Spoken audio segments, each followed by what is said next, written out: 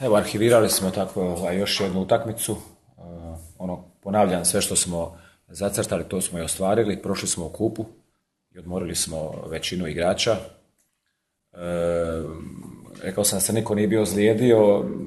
Malo se ozlijedio Hadžić, nadam se da će biti u redu, to ništa nije strašno. Tako da, sve što smo zamislili, to smo i odradili. Čeka nas jedno gostovanje kojem se stvarno svi veselimo. Čeka nas jedna ekipa koja je hit prvenstva, koja ima u jednoj euforiji, tako da stvarno s nestrpljenjem čekamo utakmicu da vidimo gdje smo u odnosu na takve ekipe, da vidimo gdje smo trenutno u odnosu na njima. I ja mislim da, bez obzira što je normalno da je Osijek u toj utakmici izraziti favorit, ali sigurno će se i nas nešto pitati u toj utakmici, jer mislim da je ekipa spremna, vlada odlična atmosfera, imamo 3 pobjede za redom, tako da, kažem, stvarno s nestrpljenjem iščekujemo utakmicu. Nema nekih ogromnih izmjena, ne može biti ogromnih izmjena, jer imamo ekipu koja je odradila 2 utakmice izvanredne, tako da će biti nekih malih promjena sigurno, ali nemamo mi sada toliko nešto izmišljati sastav.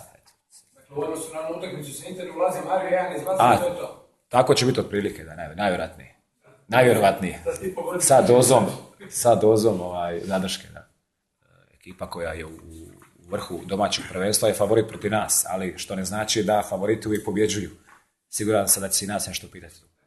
Ekipa koja je druga trenutno na tablici igra protiv ekipe koja ima 9 bodova, ima mislim 22, dakle nema tu nikakvog prebacivanja.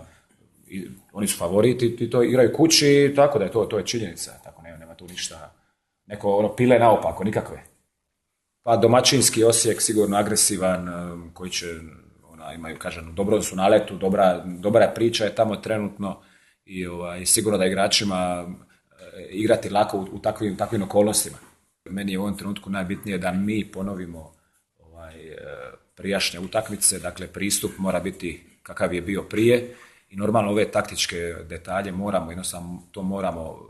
moramo napraviti kako treba. Dakle, mi moramo biti pravi i ako smo mi pravi, onda siguran sam da ćemo izvući povoljan rezultat. Slučaju Opuzen i to stvarno s njegove strane stvarno jako cijenim. Dakle, jer Brkić nije mogao ići zbog bolesti i Iveša je, mi smo čak mislili voditi juniora, međutim Iveša je izrazio želju da će on ići bez obzira što je ozlijeđen.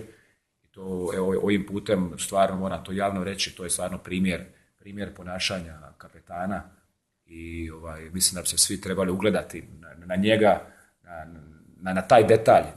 Dakle, 9 sati putovati tamo da bi sjedio na klupi 9 sati nazad, mislim da je to ipak stvarno treba respektirati.